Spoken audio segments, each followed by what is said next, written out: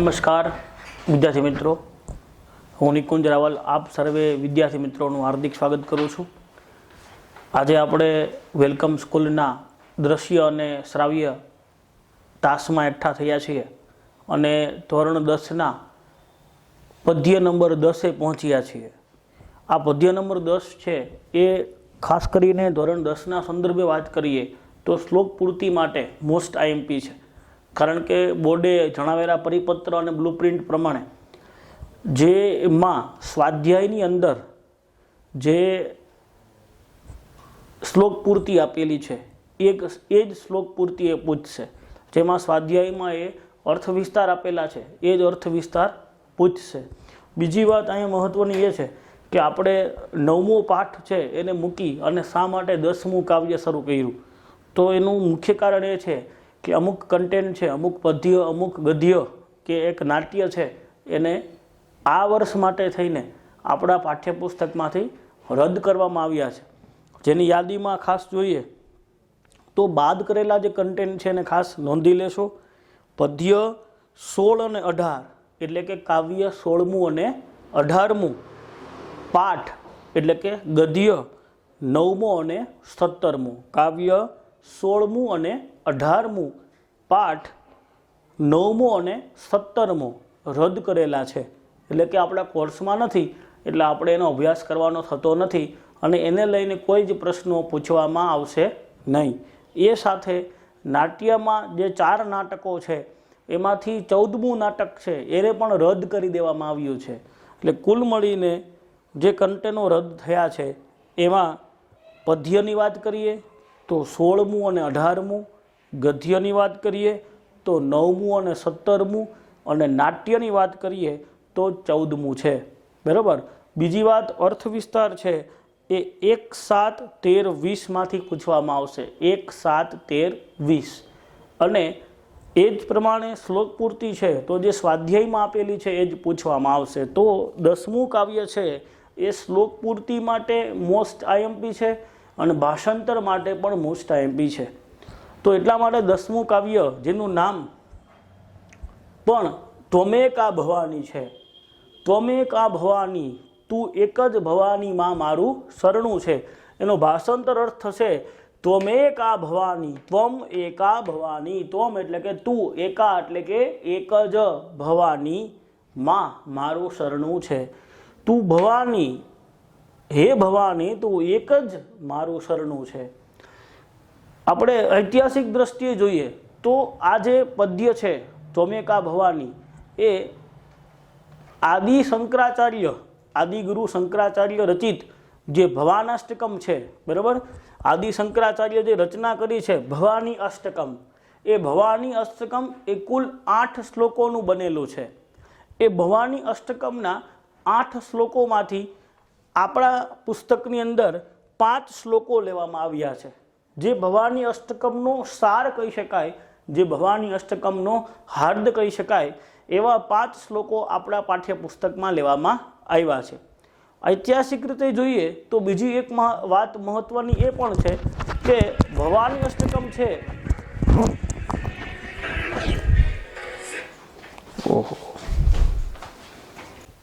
તો ઐતિહાસિક રીતે જોઈએ તો બીજી રીતે આ કાવ્ય એટલા માટે પણ મહત્વનું છે કારણ કે ભવાની અષ્ટકમ એ શિવાજી મહારાજ, જે છત્રપતિ શિવાજી નામે હિન્દુ સામ્રાજ્યના પ્રથમ રાજા તરીકે ઓળખાય છે એવા શિવાજી મહારાજનું પણ આ પ્રિય સ્તોત્ર કાવ્ય હતું। અને ત્યાં સુધી ઐતિહાસિક માહિતીઓ મળે છે કે શિવાજી મહારાજ આ જ કાવ્ય બોલી એટલે કે આ સ્તોત્ર કાવ્યથી સ્તોત્ર ગાન કરી અને માતા ભવાનીને પ્રસન્ન કર્યા હતા અને મા ભવાનીએ એ ખુદ એમને તલવાર આપી હતી। ત્યાં સુધીની આવી ઐતિહાસિક માહિતીઓ મળે છે। તો આમ એક ધાર્મિક દ્રષ્ટિએ જોઈએ તો પણ આ કાવ્ય બહુ જ મહત્વનું છે અને આપણા કોર્સની દ્રષ્ટિએ જોઈએ તો શ્લોક પૂર્તિ માટે પણ આ કાવ્ય મહત્વનું છે। આ રીતે સંસ્કૃત સાહિત્યમાં આવા ઘણા બધા સ્તોત્ર કાવ્યો આદિ શંકરાચાર્યજીએ રચેલા છે જે એમના નામથી પ્રખ્યાત છે અને આવી ઘણી બધી વાતો, આવી ઘણી બધી કથાઓ છે એમના સ્તોત્રો સાથે રચાયેલી છે અને ઐતિહાસિક રીતે જોવા મળેલી છે। આવું જેમનું કનકધારા સૂત્ર છે જે માતા લક્ષ્મી માટે લખાયેલું છે, તો જેમાં માતા લક્ષ્મીની વંદના છે એવી રીતે આપણા આ સ્તોત્ર કાવ્યમાં માતા ભવાનીની વંદના છે. અહીંયા એ પ્રકારની વાત કરે છે ભવાની. ભવ એટલે શિવ, તો જે શિવના પત્ની છે એવા પાર્વતીની વંદના, એવું પણ આપણે સ્પષ્ટ કહી શકીએ. બરાબર, જે ભવ એટલે કે શિવના પત્ની છે એવા પાર્વતીજી એટલે કે ભવાનીમાં, એની પણ વંદના છે. અને શિવાજી મહારાજે આ જ સ્તોત્ર કાવ્યથી માતા ભવાનીને પ્રસન્ન કરી અને એમના હાથે દિવ્ય તલવાર લીધી હતી, એવી પણ કથાઓ આપણને મળે છે. તો આવા સુંદર કાવ્યોનો આજે આપણે અભ્યાસ કરવા જઈ રહ્યા છીએ. આ કાવ્યમાં જે ભવાની અષ્ટકમ છે એના 8 શ્લોકોમાંથી અતિ ઉત્તમ અને જ્ઞાનપ્રદ કહી શકાય એવા 5 શ્લોકોને પસંદ કરવામાં આવ્યા છે. એમાં પહેલો શ્લોક છે, એમાં ભક્ત માતા ભવાની પ્રત્યે શરણાગતનો ભાવ બતાવે છે. આ કાવ્યનો મુખ્ય આપણે જે એક વિચાર જોઈએ, મુખ્ય એક ધ્રુવ પંક્તિ જોઈએ તો ત્વમેકા ભવાની ગતિ સ્વમ ગતિ સ્વમ ગતિ સ્વમ, એટલે એ બાબતને વારે ઘડીએ કવિએ શા માટે અહીંયા લીધી છે? તો એ બાબતમાં ભક્તનો સમર્પણ ભાવ જોવા મળે છે, ભક્તનો શરણાગતિ ભાવ જોવા મળે છે કે ગતિસ્વમ ત્વમેકા ભવાની, હે ભવાનીમાં તું જ મારા ગતિનું કારણ છે, તું જ મારા વિકાસનું કારણ છે. હું માત્ર ને માત્ર તારા શરણે છું, તારા સિવાય મારે કોઈનું શરણું જોતું નથી. તો આ કાવ્યની અંદર ભક્તનો જે શરણાગત ભાવ છે, ભક્તનો જે આધાર ભાવ છે એ આપણે જોઈ શકીએ છીએ. તો પેલો જે શ્લોક છે એમાં કવિ એવું કહે છે કે આ જગતમાં જે દુન્યવી સંબંધો છે, દુનિયાએ આપેલા, ઈશ્વરે આપેલા જે સંબંધો છે, એટલે કે માતા પિતા, ભાઈ બહેન, પત્ની, પુત્ર પુત્રી, સગા વહાલા, આ બધા જે સંબંધો છે એ દુન્યવી સંબંધો જે વ્યક્તિને કોઈને કોઈ રીતે મોહપાશમાં, લાગણીના તંતુમાં બાંધી રાખે છે અને એ મોહપાશમાં બાંધવાને કારણે વ્યક્તિ ઈશ્વરના માર્ગે ગતિ કરી શકતો નથી. એટલા માટે ભક્ત અહીંયા એવું કહે છે કે હે માતા, મને આ કોઈ જ દુન્યવી સંબંધોમાં રસ નથી, મારે માત્ર ને માત્ર તારું શરણું, તારા શરણે આવવું છે. બીજા શ્લોકમાં આ જોઈએ, આ શ્લોકની અંદર તો કે અહીંયા અનન્ય શરણાગતિ ભાવના દર્શન થાય છે. માત્ર ને માત્ર ભગવાનના શરણે ભક્તને થવું છે, બીજા કોઈ જ બાબતમાં ભક્તને હવે રસ નથી રહ્યો. બીજો શ્લોક છે એમાં કર્મકાંડિત નિયમોની બાબતમાં રજૂઆત કરી છે. આપણે એમ જોઈએ તો સામાન્ય રીતે લોકો એવું માને છે કે ભાઈ કર્મકાંડિત જે નિયમો છે, પૂજા પાઠ છે, યજ્ઞ યાગ છે, આ બધા એક નૈતિક નિયમો, એક શાસ્ત્રોક્ત નિયમો આપણા ધર્મમાં કહેલા છે. અને જે વ્યક્તિ આ પ્રકારના કોઈ નિયમોને જાણતો નથી એ વ્યક્તિ ઈશ્વરને પામી શકતો નથી. આવી ભ્રમણાઓ આપણા સમાજમાં, આપણા ધર્મમાં ફેલાયેલી છે. તો અહીંયા ભક્ત એ સંદર્ભે પણ રજૂઆત કરે છે કે હે પ્રભુ, મને દાન, પૂજા પાઠ, મંત્રગાન, સ્તોત્રગાન, આવું કોઈ જ કર્મકાંડના, પૂજા પાઠના, યજ્ઞ યાગના નિયમો આવડતા નથી. તેમ છતાં હું માત્ર ને માત્ર તમારે શરણે આવું છું, માટે આપે આપના શરણે મને લેવાનો છે. તો એક સંતાનની, એક પુત્રની પોતાના માતા પ્રત્યે જે સમર્પણ ભાવ છે, જે આશ્રિત ભાવ છે, એ પ્રકારનો આશ્રિત ભાવ છે એ જોવા મળે છે. જ્યારે એમ કહી શકાય કે બાળક છે એ અબુદ્ધ બની, એકદમ અજ્ઞાની બની અને માને શરણે થઈ જાય છે કે માં હું કાંઈ નથી જાણતો, તેમ છતાં હું તારે શરણે આવું છું. જે પ્રમાણે આપણે ગુજરાતીમાં ગીત છે કે મમપાહ્યોમ ભગવતી ભવ દુઃખ કાપો, એ ગીતની અંદર એ જે પ્રાર્થના સ્તોત્ર છે એમાં પણ એ જ વાત થઈ છે કે હે માં, હું કોઈ જ જાતના ધર્મ જ્ઞાનને જાણતો નથી, તેમ છતાં હું તારે શરણે આવ્યો છું, એટલા માટે મારા દુઃખોને તું દૂર કર. એવો જ કંઈક ભાવ આ પંક્તિઓમાં પણ આપણને જોવા મળ્યો છે. એના પછી ત્રીજા શ્લોકમાં કવિ એમ કહે છે કે હું પુણ્ય કઈ રીતે કરવું, પાપ અને પુણ્યની જે માયાજાળ છે એમાં પુણ્ય કઈ રીતે પ્રાપ્ત થાય છે, કેવા કેવા કામો કરવાથી પુણ્ય મળે છે, એવું હું કંઈ જાણતો નથી. મને કોઈ જાતના વ્રત નથી આવડતા, મને કોઈ જાતની વિશેષ પ્રકારની આપને પામવા માટેની, આપને આપણા આશીર્વાદને, આપના સ્નેહને પામવા માટેની કોઈ વિશેષ પૂજાઓ છે એ પણ નથી આવડતી. હું કોઈ જ શાસ્ત્રને જાણતો નથી, માત્ર અજ્ઞાની ને અબુદ્ધ છું, તેમ છતાં હે માં હું તારે શરણે આવું છું, માટે તું જ મારા જીવનની ગતિ છો, તું જ મારા જીવનની પ્રગતિ છો. એ પછી વાત કરી કે હે શરણું આપનારી માં, હવે હું તારે શરણે આવી ગયો છું, એટલે મારા જીવનની જે કંઈ બાબતો છે એ બધી જ તારે માથે જવાબદારી છે, એ તારે નિભાવવાની છે. જો આમાં સંપૂર્ણપણે ભક્ત છે એ માતાને આશ્રિત થઈ ગયો હોય અને સંપૂર્ણપણે માતાને સમર્પિત થઈ ગયો હોય, સમર્પણ ભાવથી બધુંય માં તારે કરવાનું છે, હું કાંઈ જ કરવાનું નથી, એવો એકાગ્ર ભાવ છે, સમર્પણ ભાવ છે, એ પણ આ પંક્તિમાં રજૂ થાય છે કે હું દુઃખમાં હોય, મુસાફરીમાં હોય, યુદ્ધમાં હોય, વિવાદમાં હોય, આળસમાં હોય, કોઈ પણ બાબતોમાં હું દુઃખી હોઉં ત્યારે હે માં તારે મારી રક્ષા કરવાની છે, કારણ કે મેં તારું શરણું લીધું છે, હું તારા શરણે આવ્યો છું. છેલ્લા 5મા શ્લોકમાં ભક્ત પોતાની જાતને માતા વગર અનાથ માને છે, દરિદ્ર માને છે.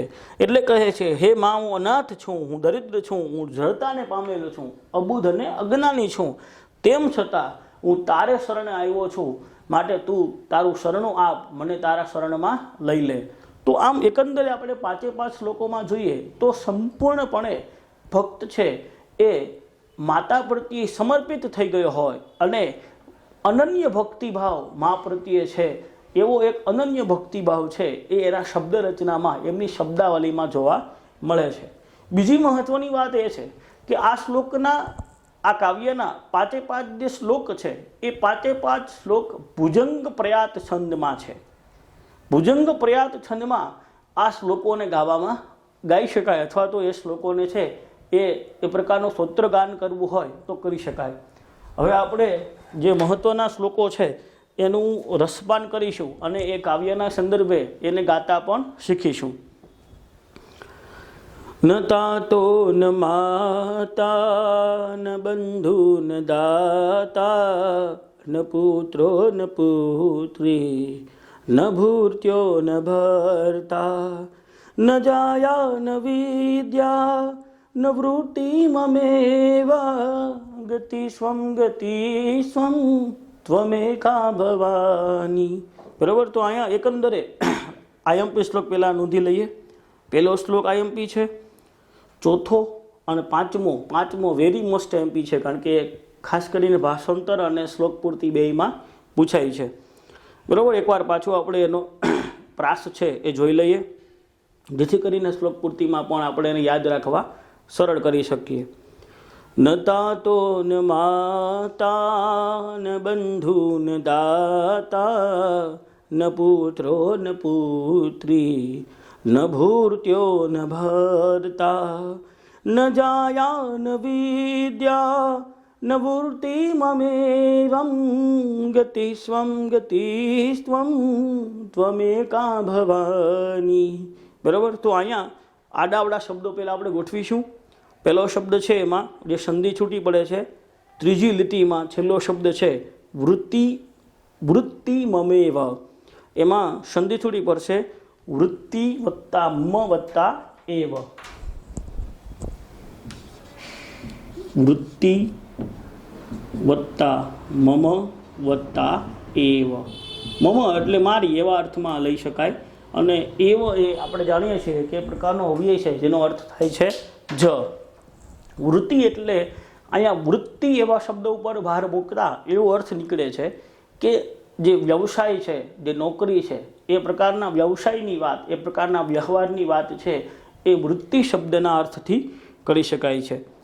તો પહેલો શબ્દ બનશે એમાં મમ એવ. તો મમ એટલે મારે.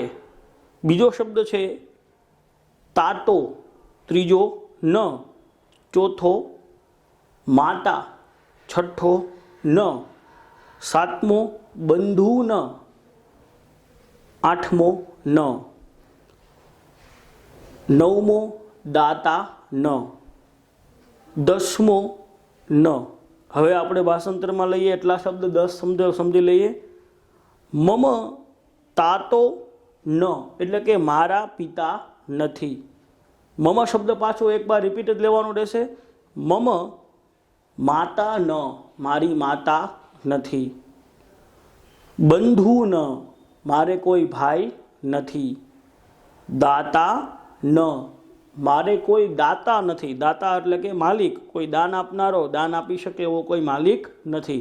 फरीथी शब्द जोईए, मारे कोई पिता नहीं, माता नहीं, भाई नहीं।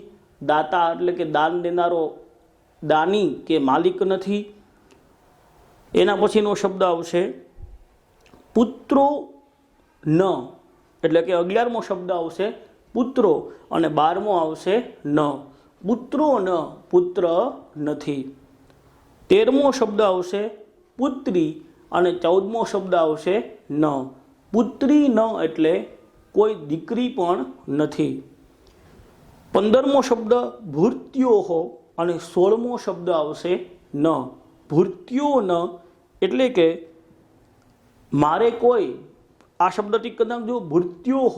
भूर्त्यो शब्दनो अर्थ थाय छे नौकर, बराबर। भृत्योः, बराबर। जो पुरुष पात्र होय तो भृत्यः शब्द वापरवामां आवे, એટલે કે નોકર। અને ભત્રિકા એટલે કે નોકરાણી, એવા શબ્દમાં અર્થ લઈ શકાય છે। તો અહીંયા ભૃત્યોः એટલે પુલ્લિંગ अर्थ कीधो छे, नौकर नहीं।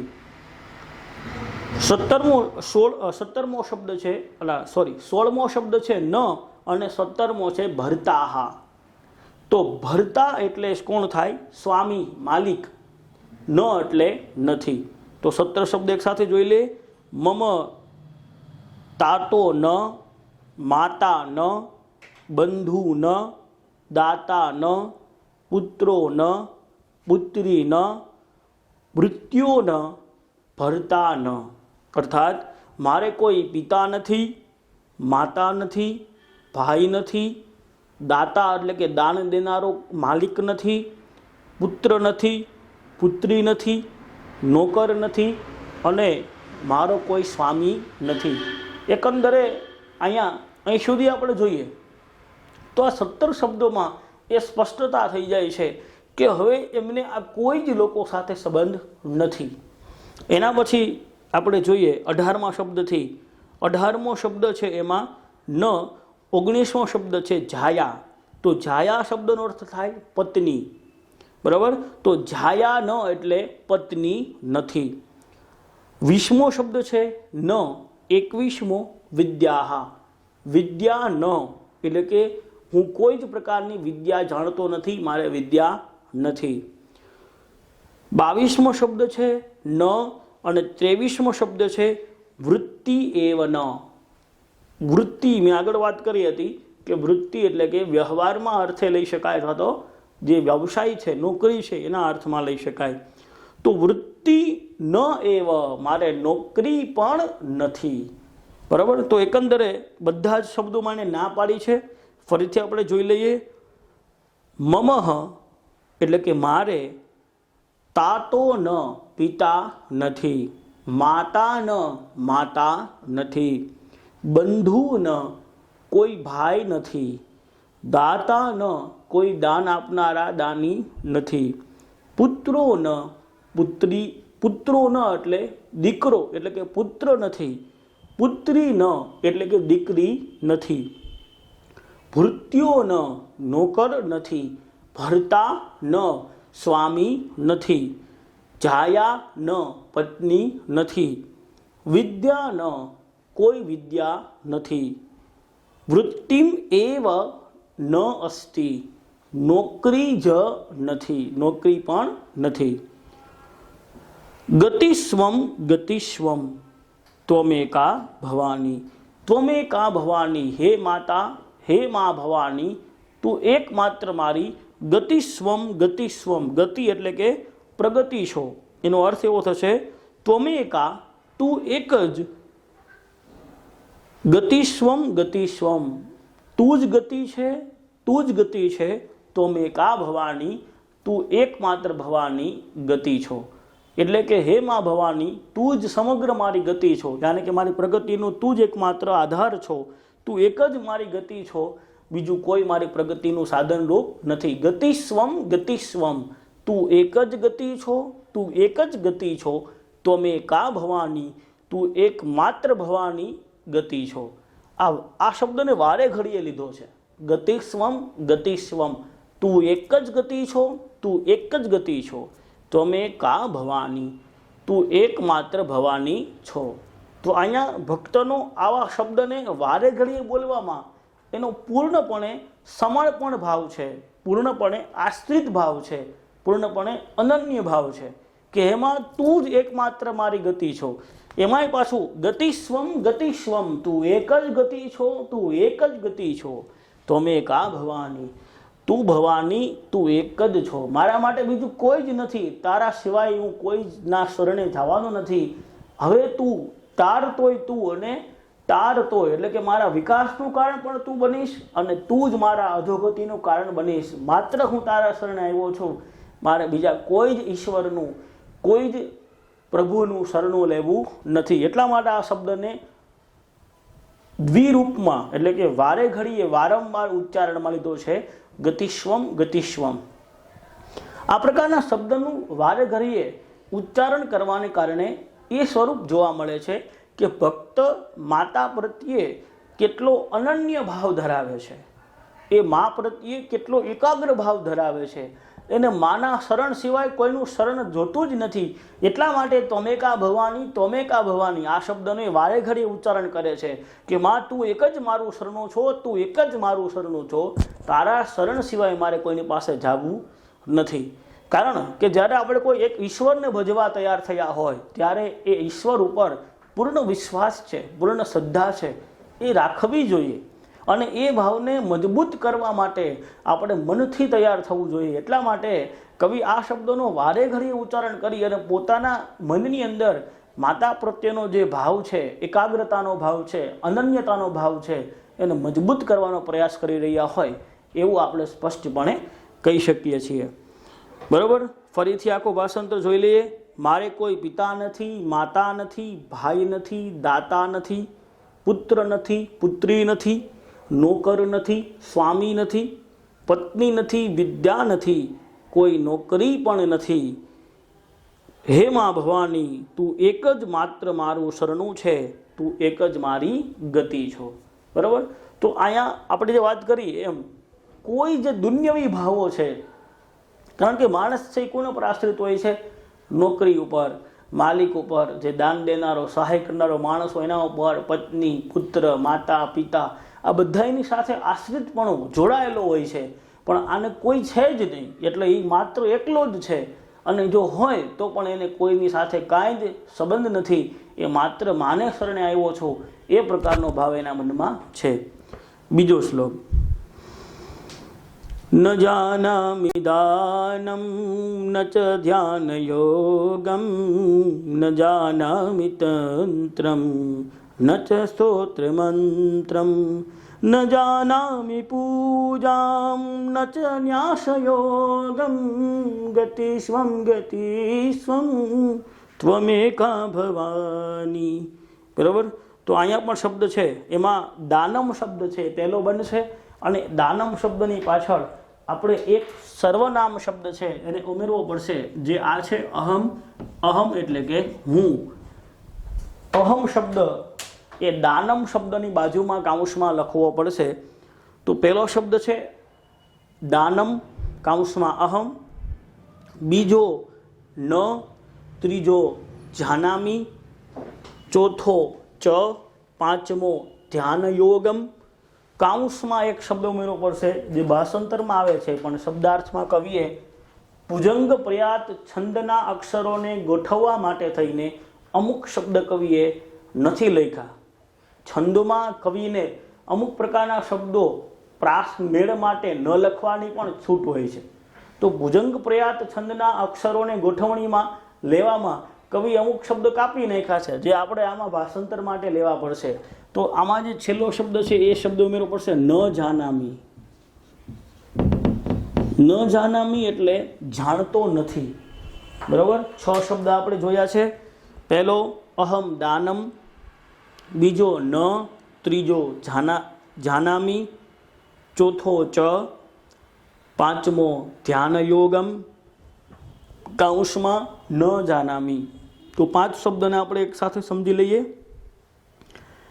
અહમ દાનમ ન જાનામી, હું દાન કરવાની ક્રિયાને જાણતો નથી ચ અને ધ્યાન યોગમ ન જાનામી. ધ્યાન અને યોગ, બરાબર. ધ્યાન છે એ આપણે ઈશ્વર માટે થયેલા ધ્યાનના ટોટલ 8 પ્રકારો આપેલા છે. એવી જ રીતે યોગના પણ અષ્ટાંગ યોગની અંદર 8 પ્રકારના યોગના નિયમોને છે એ પાળવાના હોય છે. આસ્તે ને એ પ્રકારના નિયમો જે છે એ પરિગ્રહ એ પ્રકારના 8 પ્રકારના યોગોના નિયમો છે. તો ધ્યાન અને યોગ એક પ્રકારનું એક શાસ્ત્ર છે, એક વિભાવના છે. એના દ્વારા પણ આપણે એકાગ્રતા કેળવી અને ઈશ્વરને પામવાનો રસ્તો છે એ પામી શકીએ છીએ. ઘણા બધા સિદ્ધોએ પોતાના એકાગ્ર ધ્યાનના માધ્યમથી ઈશ્વરના સાક્ષાત્કાર કરેલા હોય એવા આપણે ધર્મશાસ્ત્રોમાં ઉદાહરણો જોયા છે. પણ કવિ એમ કહે છે કે આવું કાંઈ હું જાણતો નથી, તેમ છતાં માં હું તારે શરણે આવ્યો છું એટલે તારે મને દર્શન આપવા પડશે. જો અહીંયા ક્યાંક અંશે ભક્તનો સમર્પણ ભાવ તો છે જ, પણ એની સાથે એ માતાને એ પણ સ્પષ્ટ કરે છે કે હું કાંઈ જાણતો નથી, પણ તમારા દર્શનનો અભિલાષી છું અને તમારે શરણે જ આવ્યો છું. એટલે એમ કહીએ કે આ તમારી જ જવાબદારી છે, તમારે મને દર્શન આપવાના છે, મારા દુઃખોને દૂર કરવાના છે. એ પ્રકારનું એક, કારણ કે ભક્ત છે એ જ્યારે ભક્તિમાં એકાગ્ર થઈ જાય ત્યારે ક્યાંક ક્યાંક એનો આદેશાત્મક ભાવ પણ આવી જતો, પણ એની ભક્તિનો મહિમા એટલો બહોળો છે, ઉત્તમ છે કે ભગવાનને કદાચ એ આદેશ પણ આપી દે તો પણ ભગવાન એને હોંશે હોંશે સ્વીકારી લે અને પોતાના ભક્તની ભક્તિને માન આપી અને એની લાગણીને પણ એ યોગ્ય રીતે પૂર્ણ કરે. એવા આપણે નરસિંહ મહેતાના ઘણા બધા દાખલાઓ જોયા છે કે નરસિંહ મહેતાએ ભગવાનને આદેશાત્મક રીતે કાવ્ય લખી નાખ્યું હોય કે મારી હુંડી સ્વીકારો મહારાજ રે સાંભળા ગિરધારી. અને એવા સમયે ભગવાન ખુદ ત્યાં હાજર થઈ અને સાધુઓને પૈસા આપતા હોય. એક પ્રકારનો આદેશ ભાવ નરસિંહ મહેતાની લાગણીમાં હતો, પણ સામે ઈશ્વર પ્રત્યે સમર્પણ ભાવ હતો કે હું તમારે શરણે છું અને મારું આ દુઃખ આવ્યું છે એ તમારે દૂર કરવાનું છે. તો એવા એક સમર્પણ ભાવ સાથે ક્યાંક અંશે ભક્તોનો આદેશ ભાવ હોય તો પણ એ ઈશ્વર એને ભક્તની ભક્તિ સામે જોતા, ભક્તિ એની સામે નજરે પડતા આવા આદેશ ભાવને પણ ઈશ્વર ગણકારતા નથી અને પોતાના ભક્તની પીડાને દૂર કરવા દોડી આવે છે. તો અહીંયા પણ ભક્ત એવું કહે છે કે હું દાન, કોઈ પ્રકારનું દાન નથી જાણતો, હું કોઈ જ પ્રકારનું ધ્યાન નથી જાણતો. કારણ કે કલયુગમાં એવું કહેવાયું છે કે 4 યુગ છે, એ દરેક યુગમાં એક એક કર્મ છે. ક્યાંક વિદ્યાનું મહત્ત્વ હતું, ક્યાંક સત્યનું મહત્ત્વ હતું, ક્યાંક કર્મનું મહત્ત્વ હતું. તો કળિયુગ છે એ કળિયુગમાં દાનનું મહત્ત્વ છે. એટલે જે વ્યક્તિ ઉત્તમ દાનદાતા છે એનો મોક્ષ છે એ સરળ થઈ જાય છે. કારણ કે દાન છે એ શ્રેષ્ઠ પુણ્યનો માર્ગ કીધો છે, પણ દાનના પ્રકારો કીધા છે કે આવા પ્રકારનું દાન કરીએ તો જ ઉત્તમ દાનની તુલના આવી શકે. બરાબર. ગરુડ પુરાણની અંદર એ પ્રમાણે શ્રીમદ ભાગવતની અંદર દાનના પ્રકારોની ચર્ચા થઈ છે કે કેવા પ્રકારનું દાન છે એ મોક્ષ આપી શકે. તો ભક્ત કહે છે કે આવા શાસ્ત્રોક જે વિધિ વિધાનથી કીધેલા દાન છે એવા હું કોઈ દાન જાણતો નથી, મને આવા કોઈ દાનની ખબર નથી કે કેવું દાન કરવાથી ભગવાન મળે. ધ્યાન અને યોગની અંદર પણ ઘણા બધા શાસ્ત્ર ગ્રંથો રચાયા છે, ઘણા બધા શાસ્ત્ર ગ્રંથોમાં ઘણું બધું કીધું છે, પણ આવું મને કાંઈ આવડતું નથી. પણ ગતિસ્વમ માતા ભવાની માત્ર તારા શરણે આવ્યો છું, એટલે આવું કાંઈ જાણતો ન હોવા છતાં તું મને શરણે લઈ લે.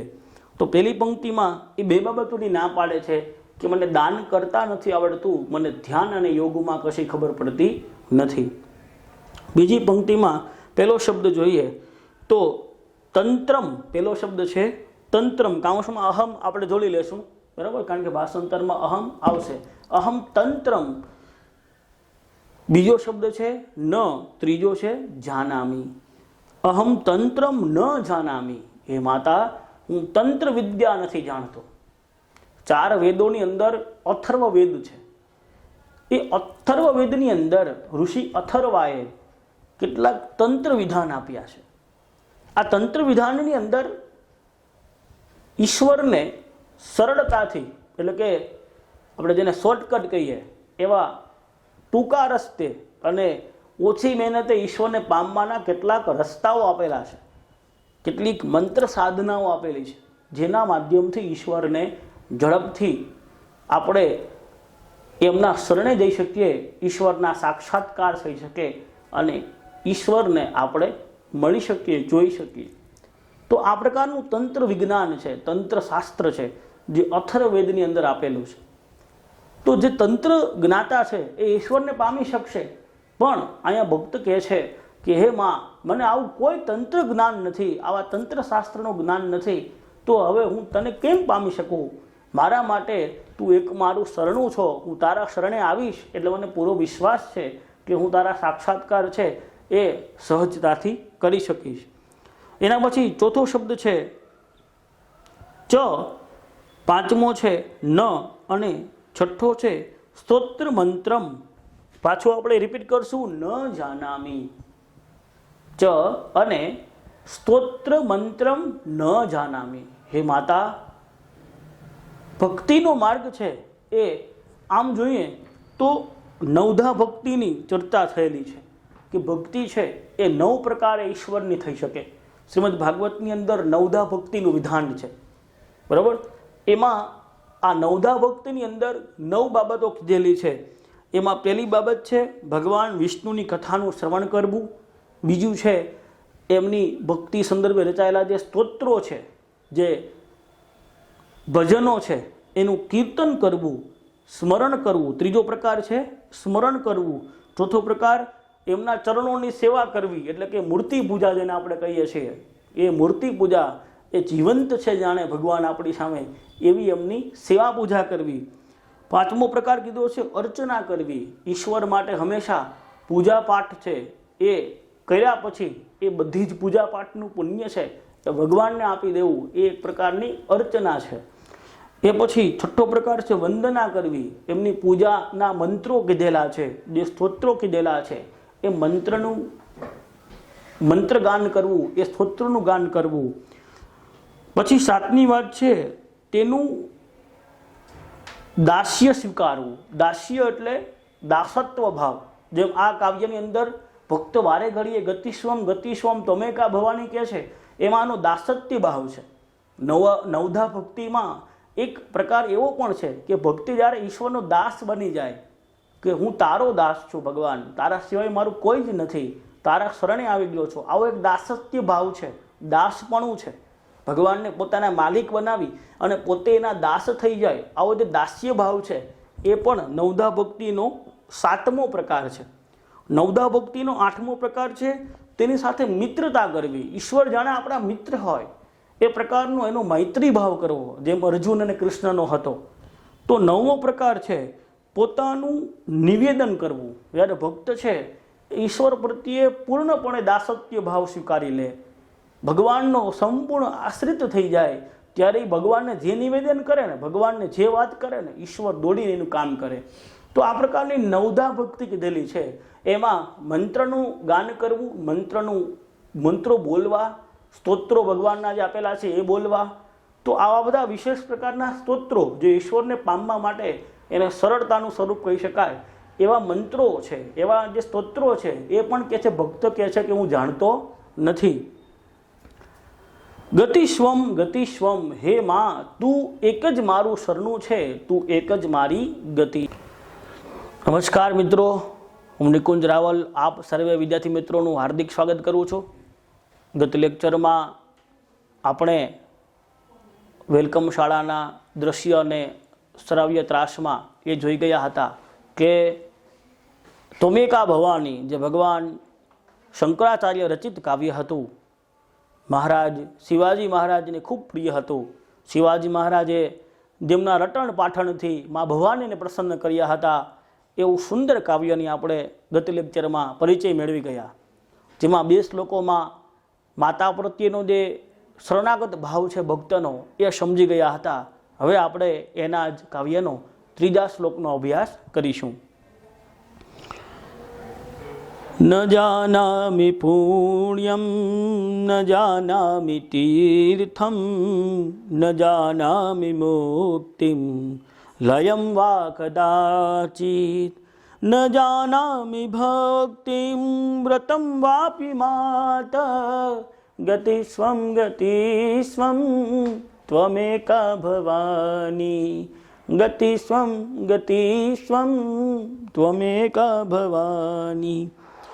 તો એના પછીનો ચોથો મોસ્ટ એમપી છે, આ આઈએમપીના સ્વરૂપમાં આપણે લેશું. તો આમાં બહુ સરસ વાત કરી છે. પેલો શબ્દ આવશે એમાં પુણ્યમ, એમાં બાજુમાં આપણે અહમ લખી નાખશું, અહમ. હવે તમે સૂર સમજી ગયા છો, આમાં શબ્દ રચના ગોઠવવાની સામાન્યતઃ જરૂર નથી. તેમ છતાં પહેલો શબ્દ છે પુણ્યમ, બીજો ન, ત્રીજો જાનામી. અહમ પુણ્યમ ન જાનામી, હું કેવા પ્રકારનું પુણ્ય કરવું એ નથી જાણતો.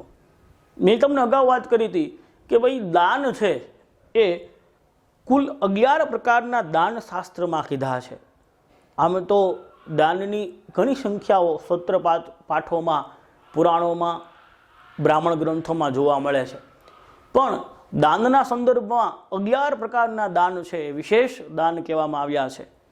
તો આવા જે દાન છે એ પણ હું જાણતો નથી. પુણ્યોની અંદર ગરુડ પુરાણમાં જેટલા પાપની તુલનાઓ કરી છે એટલા જ પુણ્ય પણ બતાવ્યા છે. ગરુડ પુરાણની અંદર 400 સુધીના પુણ્યની ચર્ચા થઈ છે કે આ પ્રકારના પુણ્ય કરવાથી આ પ્રકારના ઈશ્વરની પ્રાપ્તિના માર્ગો ખુલે છે, આવા પ્રકારના પુણ્ય કરવાથી આ વિશેષ પ્રકારના નર્કમાંથી મુક્તિ મળે છે. આવા વિશેષ શાસ્ત્રોની અંદર આવા બધા પ્રકારના વિધાનો છે. તો એ પણ એક શાસ્ત્ર બાબત છે કે આ જ પુણ્ય કરવું જોઈએ. તો અહીંયા ભક્તો એમ કહે છે કે અહમ પુણ્યમ ન જાનામી, હું કોઈ જ પ્રકારના આવા પુણ્યને જાણતો નથી. 400 પ્રકારના હોય કે અગણિત હોય, પણ કોઈ જ પુણ્ય વિશે મને કોઈ માહિતી છે નહીં. એના પછી વાત કરી અહમ તીર્થમ ન જાનામી. 68 તીર્થોની વાત આપણા શાસ્ત્ર ગ્રંથોમાં થઈ છે કે આ વિશેષ પ્રકારના તીર્થો છે. એ તીર્થમાં જો સ્નાન કરવામાં આવે, એ તીર્થમાં જો દર્શન કરવામાં આવે તો અવશ્ય મોક્ષ મળે છે. એવી મોક્ષદાયીની નગરીઓની પણ વિશેષ ચર્ચાઓ કરી છે. તો આ પ્રકારની ચર્ચાના સંદર્ભે કવિ એમ કહે છે કે અહમ તીર્થમ ન જાનામી, હું કોઈ જ પ્રકારના તીર્થની ચર્ચા પણ નથી જાણતો.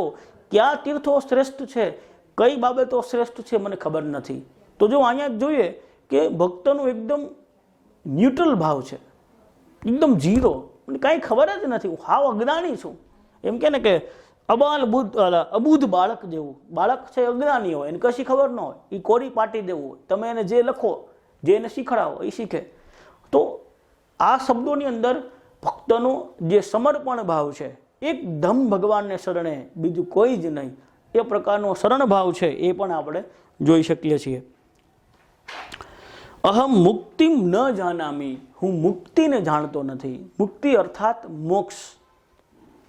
કઠોપનિષદની અંદર મોક્ષ મેળવવા માટે થઈને કેવા પ્રયત્નો કરવા જોઈએ એવી વાતો કીધેલી છે નચિકેતા અને યમના માધ્યમથી. તો આવા મોક્ષ મેળવવા માટેની જે વિશેષ બાબતો છે જે ઉપનિષદોમાં કીધી છે, એવી કોઈ જ બાબતોને પણ હું જાણતો નથી. એક વસ્તુ મને ખબર છે કે હું તારા શરણે છું, એટલે અમારે કંઈ જાણવાની જરૂર નથી. વા એટલે કે અથવા, લયમ કદાચિત ન જાનામી મુક્તિમ વા લયમ કદાચિત. તો અહીંયા વાત કરી છે કે હું મોક્ષને એટલે કે બ્રહ્મમાં, લયમ એટલે કે લીન થવું, કદાચિત એ ક્યારેય પણ જાણતો નથી. શબ્દ રચના ગોઠવવી પડશે. પહેલો શબ્દ છે અહમ મુક્તિમ, બીજો લયમ, લયમ એટલે કે લીન થઈ જવું, ત્રીજો વા એટલે કે અથવા, ચોથો કદાચિત એટલે કે ક્યારેય, ન જાનામી એટલે જાણતો નથી.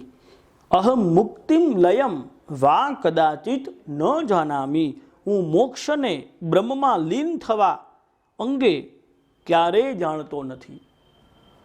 મોક્ષ, મોક્ષ એટલે આત્મા છે એ પરમાત્મામાં લીન થઈ જાય એટલે કે ભળી જાય, એને મોક્ષ કહી શકાય. એટલે કે વ્યક્તિ બીજી વાર જન્મ જ ન લે. એકવાર એનું મૃત્યુ થાય પછી એ આત્મા ઈશ્વરમાં ભળી જાય, એને મોક્ષ કહેવામાં આવે. આવું શ્રીમદ ભાગવતમાં અને શ્રીમદ ભગવદ્ ગીતામાં પણ કીધું છે. તો આજે એકાગ્રતાની વાત છે, લીન થવાની વાત છે. કે ભાઈ મોક્ષ એટલે બ્રહ્મમાં લીન થઈ જવું, આત્માનો પરમાત્મા સાથે એકાકાર થઈ જવું, એટલે કે જન્મ અને મરણના વારાફેરામાંથી મુક્ત થઈ જવું, એને મોક્ષ કીધો છે. તો આ પ્રકારનો મોક્ષ કેવી રીતે મેળવી શકાય, કેવી રીતે બ્રહ્મમાં લીન થઈ શકાય, એકાગ્રતા મેળવી શકાય, આત્મા છે પરમાત્મામાં કઈ રીતે જોડાઈ શકે, એ વાતની અહીંયા વાત કરી છે કે એવું કંઈ હું જાણતો નથી. આપણે ઘણીવાર ફિલ્મોમાં કે જે સિરિયલોમાં જોયું હોય કે કોઈ વ્યક્તિ છે મરી જાય પછી એના શરીરમાંથી એક દીવો નીકળે અને દીવો છે ઈશ્વરને મળતો હોય, તો એ આત્મા સ્વરૂપ છે. જે દીવાનો પ્રકાશ થતો હોય એ આત્મા સ્વરૂપ છે, ઈશ્વરમાં ભળી જાય એટલે એ મોક્ષ થયો આત્માને, એવું આપણે કહી શકીએ. તો અહીંયા કવિ એ વાત કરે છે કે આવો મોક્ષ કેવી રીતે મળે છે એ મને ખબર નથી, પણ ન જાનામી ભક્તિમ વ્રતમ વાપી માતઃ, એમાં આડાવડા શબ્દ છે. પહેલો શબ્દ થશે અહમ માતઃ, હે માં હું, બરાબર, હે માં એટલે કે માતઃ અહમ, હે માં હું. બીજો શબ્દ છે ભક્તિમ, ભક્તિ, વા એટલે કે અથવા, વ્રતમ અપી ન જાનામી. માતઃ અહમ, હે માતા હું, ભક્તિમ એટલે કે ભક્તિ, વા એટલે કે અથવા, વ્રતમ એટલે કે વ્રત, અપી એટલે કે પણ, ન જાનામી જાણતો નથી. હે માં હું ભક્તિ અથવા વ્રત પણ જાણતો નથી. જો આ તમામ શ્લોકોને આપણે ચર્ચા કરીએ તો ભક્ત વારે ઘડી એ બાબતને રજૂ કરે છે કે હું અજ્ઞાની છું, હું અબુદ્ધ છું, મને કાંઈ આવડતું નથી, મને કાંઈ ખબર નથી. પણ છેલ્લે એક વાતને વારે ઘડીએ દોરાવે છે કે ગતિસ્વમ ગતિસ્વમ, હું માત્ર તારા શરણે છું, એટલે મારે આ કાંઈ ન આવડતું હોવા છતાં હું તારા શરણે આવી જઈશ, એટલે મારે આ કોઈ જ્ઞાનની જરૂર નથી. પેલું કે હાથીના પગમાં બધું સમાઈ જાય એમ, જ્યારે ભગવાનને આપણે સમર્પિત થઈ જાય પછી કોઈ જ્ઞાનની જરૂર પડતી નથી. ઈશ્વરની કૃપાથી એમને એ જ્ઞાન છે આપણને મળી જાય છે. તો એ વાત અહીંયા કરી છે કે ભક્તિમ વ્રતમ અપી ન જાનામી, ભક્તિ, ઈશ્વરની ભક્તિ કેવી રીતે કરવી એ પણ વિશેષ કર્મકાંડિત નિયમક છે, તો એ પણ હું કાંઈ જાણતો નથી. વ્રત, બરાબર, અગિયારસ છે, પૂનમ છે, આ બધા વિશેષ પ્રકારના વ્રત છે, આવા કોઈ વ્રતને કેવી રીતે કરવા એ પણ હું જાણતો નથી. ગતિસ્વમ ગતિસ્વમ ત્વમેકા ભવાની, માં, હે માં ભવાની, તું એક જ માત્ર મારું શરણું છે, તું એક જ મારી ગતિ છો, તારા સિવાય હું કોઈ ઈશ્વરના શરણે જતો નથી. છેલ્લો વેરી મોસ્ટ એમ્પી છે 5મો શ્લોક, એને ખાસ આપણે જોઈ લેશું, જે શ્લોક પૂર્તિમાં કેટલા વર્ષથી રિપીટ થાય છે અને ભાષાંતરમાં પણ અચૂક પૂછાય છે. વિવાદે વિષાદે પ્રમાદે પ્રવાસે ચલે ચાલલે પર્વતે શત્રુ મધ્યે અરણ્યે શરણ્યે સદા મામ પ્રવાહી ગતિસ્વમ ગતિસ્વમ ત્વમેકા ભવાની. વિવાદે વિષાદે પ્રમાદે પ્રવાસે ચલે ના જલે પર્વતે શત્રુ મધ્યે અરણ્યે શરણ્યે સદા મામ પ્રવાહી ગતિસ્વમ ગતિસ્વમ ત્વમેકા ભવાની. બરાબર, તો આ શબ્દ રચનામાં આપણે જે વાત કરી હતી કે ઉપરના 3 શ્લોકોમાં ભક્ત ભગવાનને સંપૂર્ણપણે શરણાગત થઈ જાય છે કે હું કાંઈ જાણતો નથી અને તારે શરણે આવી ગયો છું. પછી 4થા શ્લોકમાં નિવેદન થાય છે, રજૂઆત થાય છે કે હવે હું તારે શરણે છું, હું તારે આધારે જીવી રહ્યો છું, એટલે મારા તમામ દુઃખોમાં તારે સાથ આપવાની તારી પૂર્ણ જવાબદારી છે. ઓલું કહે ને કે સંપૂર્ણ ભક્તિમય સ્વરૂપ થઈ જાય એટલે છેલ્લે ભક્તની ક્યાંક આદેશ ભાવના પણ રજૂ થાય. પણ ભક્તિની એકાગ્રતાને કારણે, પૂર્ણ સમર્પણ ભાવ, દાસત્વ ભાવને કારણે ભગવાન એના આદેશને પણ આદેશ નહીં પણ એની ભક્તની ભક્તિના સ્વરૂપમાં જોતા હોય. તો અહીંયા આ શ્લોકમાં આપણે ક્યાંક જોઈશું કે ભક્તોનો આદેશ ભાવ રજૂ થતો હોય કે હું અહીંયા તકલીફમાં હોય, હું આ તકલીફમાં હોય તો તારે મને રક્ષા કરવા આવવાનું છે, એવો ક્યાંક આદેશ ભાવ છે.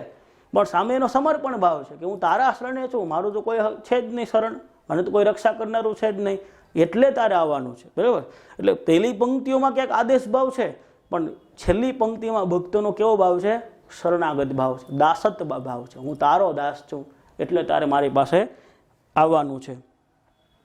તો એમાં પહેલો શબ્દ થશે, આડાવડા શબ્દને ગોઠવતા પહેલો શબ્દ થશે શરણીએ, ત્રીજી લીટીમાં બીજો શબ્દ શરણીએ.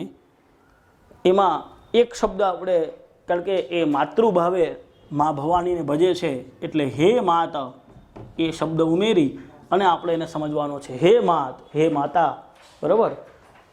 તો અહીંયા શબ્દ આપી છે કે શરણીએ, હે માત શરણીએ, પહેલો શબ્દ છે શરણીએ, બીજો વિવાદે, ત્રીજો વિષાદે, ચોથો પ્રમાદે, પાંચમો પ્રવાસે. પહેલો શરણીએ, બીજો વિવાદે, ત્રીજો વિષાદે, ચોથો પ્રમાદે, પાંચમો પ્રવાસે, છઠ્ઠો જલે, સાતમો એમાં શબ્દ ઉમેરાય છે, એમાં સંધિસુરી પરસત ચ વત્તા અનલે. અનલ એટલે અગ્નિ થાય, બરાબર. ચા નલે શબ્દ છે એટલે સંધિસુરી પરસત ચ વત્તા અનલે. અનલે એટલે કે અગ્નિમાં, બરાબર. ચનો એક સંયોજક સ્વરૂપ છે જેને આપણે જોઈ શકીએ છીએ કે ભાઈ અને અર્થ થાય. તો સાતમો શબ્દ છે અનલે, આઠમો પર્વતે, નવમો શત્રુ મધ્યે, દસમો અરણ્યે, 11મો પેલો ચ આપણે છૂટો પાડ્યો હતો પેલામાં, એ 11મો ચ, 12મો સદા, 13મો મામ અને 14મો પ્રપાહી. પછી ગતિસ્વમ, ગતિસ્વમ એક જ ભાષાંતર પાછું રિપીટ થશે. તો પહેલો શબ્દ છે શરણીએ, હે માતા, હે શરણું આપનારી માં. અહીંયા પૂર્ણ શરણાગતિનો ભાવ સાથે આદેશ ભાવ પણ છે, બરાબર. હે માત શરણે, હે શરણું આપનારી માં. વિવાદે એટલે વિવાદમાં, જ્યારે હું કોઈ મોટા વિવાદમાં ફસાયો હોય, વિવાદે એટલે વિવાદમાં, ચરસા ચરસીમાં. વિષાદે, વિષાદે એટલે દુઃખમાં. પ્રમાદે, જ્યારે મારા જીવનમાં કોઈ આળસ પ્રવર્તતી હોય, જે મારા વિકાસને અટકાવતી હોય, તો એ પ્રમાદ યાને કે આળસ. પ્રવાસે, મુસાફરીમાં, બરાબર. એકંદરે ભક્તો બધી જ જગ્યાએ માનું રક્ષણ માંગી લે છે કે ભાઈ કોઈ પણ જે જગ્યાએ સમસ્યા ઊભી થાય એમ છે એ બધી જ જગ્યાએ માં તું મારી ભેગી હોય તો મને કોઈ જ તકલીફ પડે નહીં, કારણ શરણીએ, હું તારા શરણે આવી ગયો છું. એટલે એમ કહે છે કે વિવાદે, વિવાદમાં, વિષાદે, દુઃખમાં, પ્રવાસે, મુસાફરીમાં, પ્રમાદે, આળસમાં, જલે, જ્યારે હું પાણીમાં તરતો હોય, જલે એટલે કે પાણીમાં, અનલે અર્થાત અગ્નિમાં, પર્વતે, પર્વતોમાં, શત્રુ મધ્યે, શત્રુ મધ્ય એટલે દુશ્મનોની વચ્ચે હોવ, અરણ્યે જંગલમાં હોવ, ચ અરણ્યે અને જંગલમાં હોવ, સદા મામ પ્રપાહી. સદા એટલે કે હંમેશા, મામ એટલે મને, પ્રપાહી એટલે રક્ષા કરજે. સદા મામ પ્રપાહી, હંમેશા, સદા એટલે હંમેશા, મામ એટલે મારી, પ્રપાહી શબ્દ ટીક કરી નાખજો શબ્દાર્થ માટે. પ્રપાહી રક્ષા કરો, રક્ષા કરજે. તો આદેશ ભાવ થોડો ભક્તનો ભક્તિના સ્વરૂપમાં છે કે પ્રપાહી એટલે રક્ષા કરજે માં. શું કામ રક્ષા કરજે? ગતિસ્વમ ગતિસ્વમ ત્વમેકા ભવાની. હે માં ભવાની, માં તું એક જ મારું શરણું છે, તું એક જ મારી ગતિ છો. એટલા માટે આ જગતની જે કાંઈ તકલીફો જઈને કહી શકાય એ બધી જ તકલીફો પા તું મારી રક્ષા કરજે. મોસ્ટ આઈએમપી પ્રશ્ન આ પણ પૂછાઈ શકે કે ભક્ત માતાની કઈ કઈ જગ્યાએ રક્ષાની પ્રાર્થના કરે છે, એટલે ખાસ ધ્યાનમાં રાખજો. વિવાદમાં, દુઃખમાં, આળસમાં, મુસાફરીમાં, પાણીમાં, અગ્નિમાં, પર્વત પર, શત્રુઓની મધ્યે અને જંગલમાં. આ બધી જ જગ્યાએ ભક્ત છે માતા પાસે રક્ષણની લાગણી ધરાવે છે. હવે આપણે આ કાવ્યના અંતિમ શ્લોક તરફ જઈ રહ્યા છીએ, એટલે કે 5મો શ્લોક. અનાથો દરિદ્રો જરારોગયુક્તો મહાક્ષીણ દીન સદા જાય વક્ત્ર વિપત્તો પ્રવિષ્ટ પ્રણસ્ત સદાહમ ગતિ સ્વમ ત્વમેકા ભવાની. વેરી મોસ્ટ ટાઈપી શ્લોક, એટલે ખાસ ધ્યાન રાખજો. તો પહેલો શબ્દ થયો એ થયો હે માત અનાથો. પાછા આઈએમપી યાદ કરાવી દો. પહેલો શ્લોક, ચોથો શ્લોક અને પાંચમો શ્લોક શ્લોક પૂર્તિ માટે મોસ્ટ આઈએમપી છે. પહેલો, ચોથો અને પાંચમો, બરાબર. એટલે ખાસ એને શ્લોક પૂર્તિ માટે તૈયાર કરજો. પહેલો શબ્દ છે એમાં સદા અહમ, છેલ્લી બીજી લીટીમાં, પેલી બીજી ને ત્રીજી લીટીમાં છેલ્લો શબ્દ, બરાબર. ત્રીજી લીટીમાં છેલ્લો શબ્દ, એમાં સંધિ છૂટી પડશે સદા અહમ. અવગ્ર લાગ્યો છે એટલે કે વિસર્ગ સંધિ છે, પણ એનું સંધિ આપણમાં છૂટી પડશે સદા વત્તા અહમ. તો પહેલો શબ્દ જે છે એ આપણે સદા અહમ એને લઈશું. તો પહેલો શબ્દ આમાં બનશે સદા અહમ, બીજો અનાથો, ત્રીજો દારિદ્રો, ચોથો જરા રોગ યુક્તો, પાંચમો મહાક્ષીણ દીન, છઠ્ઠો સદા જાય વક્ત્ર, સાતમો વિપત્તોહો, આઠમો પ્રવિષ્ટ, નવમો પ્રહસ્ટ, ગતિસ્વમ ત્વમેકા ભવાની.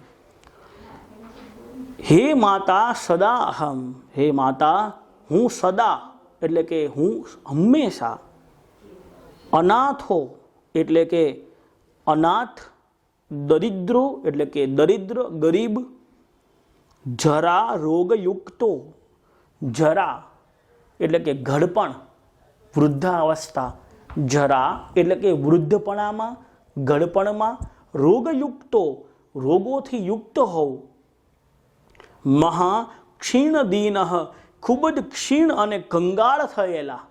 મહા એટલે અતિ, ક્ષીણ એટલે કે એકદમ શરીર છે એ આમ જર્જરિત થઈ ગયો હોય, એકદમ દુઃખી અવસ્થામાં હોય, એટલે મહાક્ષીણ દીન એકદમ કંગાળ અવસ્થા, એક પાંચિયાની પણ જેની પાસે સંપત્તિ નથી એવો કંગાળ.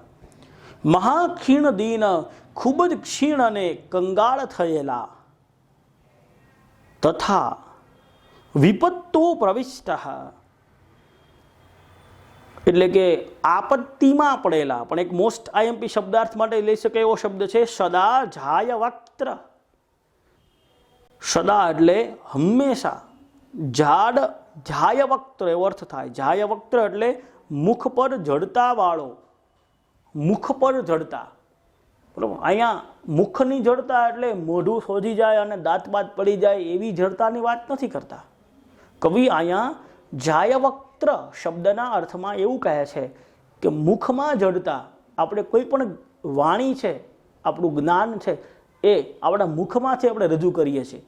તો મુખની જડતા હોય એટલે વ્યક્તિ અજ્ઞાની હોય, બરાબર. એ શબ્દના અર્થમાં લઈ શકાય. તો સદા જાય વક્ત્ર મુખ પર જડતા વાળો અર્થાત અજ્ઞાની, વિપત્તો પ્રવિષ્ટ આપત્તિઓમાં પડેલો, પ્રહસ્ટ એટલે કે નાશ પામેલો, ગતિસ્વમ ત્વમેકા ભવાની. હે ભવાની માં, તું જ મારું શરણું છે, તું એક જ મારું શરણું છે. તો એ શબ્દમાં કવિ કહે છે કે હે માતા હું સદા અનાથ હોય એટલે કે મારો કોઈ નાથ નથી, માત્ર તારા શરણે છું. હે માં, તારા વગર હું એકદમ દરિદ્ર છું, ગરીબ છું. હે માં, તારા વગર હું ઘડપણના દુઃખને પામનારો છું, રોગોથી યુક્ત છું, ખૂબ જ ક્ષીણ અને કંગાળ થયેલો છું, મુખમાં જડતાને ધારણ કરેલો છું, આપત્તિઓમાં પડેલો છું, પણ જેવો છું એવો તારે શરણે છું, બરાબર. તો અહીંયા પોતાનેમાં રહેલી જે ઉણપો છે, પોતામાં રહેલી જે ખરાબ બાબતોને પણ કવિ અહીંયા યાદ કરે છે કે જેવો છું એવો માં તારે શરણે છું, સારો છું, ખરાબ છું, જેવો છું ને એવો. અંતિમ શ્લોકમાં સંપૂર્ણ સમર્પણ ભાવ, જેવો છું ને એવો તારે શરણે છું માં. એટલે તારે મારા બધા દુઃખોને, મારામાં રહેલી જે ઉણપો છે, મારામાં રહેલી જે ખરાબ બાબતો છે, દુર્ગુણો છે, એ બધા જ દુર્ગુણોને તારે દૂર કરી અને એમાં સદગુણો નાખવાના છે. આવા પ્રકારની જે સમર્પણની ભાવના છે એ અંતિમ શ્લોકની અંદર કવિના માધ્યમથી આપણી સામે રજૂ થઈ છે. તો ફરી મોસ્ટ આઈએમપી મુદ્દાઓ આપણે યાદ કરી લઈએ. એક તો આ ભુજંગ પ્રયાત છંદની અંદર રજૂ થયેલું કાવ્ય છે. આના રચયિતા આદિગુરુ શંકરાચાર્ય છે. મહારાજ શિવાજી મહારાજને ખૂબ પ્રિય હતું અને આ કાવ્યના મોસ્ટ આઈએમપી શ્લોક પૂર્તિમાં જોઈએ તો પહેલો, ચોથો અને પાંચમો શ્લોક છે. આટલી બાબતોને આપણે ખાસ યાદ રાખી લઈએ. હવે આઈએમપી પ્રશ્નો જેને કહી શકાય એ પણ આપણે નોંધી લઈએ. આમાંથી જે પાંચમો પ્રશ્ન છે એમાં પહેલો અને ચોથો પ્રશ્ન મોસ્ટ આઈએમપી છે અને શ્લોક પૂર્તિ 2 શ્લોકો મોસ્ટ આઈએમપી છે. વિવાદે વિષાદે વાળો અને અનાથો દરિદ્રો. મેં તમને કીધું હતું એમ આ 2 મોસ્ટ આઈએમપી છે. ચોથો અને પાંચમો એ શ્લોક પૂર્તિ માટે અતિ મોસ્ટ આઈએમપી છે, માટે એને ખાસ તૈયાર કરી લેજો. તો અહીંયા આપણે આ કાવ્ય પૂર્ણ કરીએ છીએ. આગળ મળીશું. ધન્યવાદ.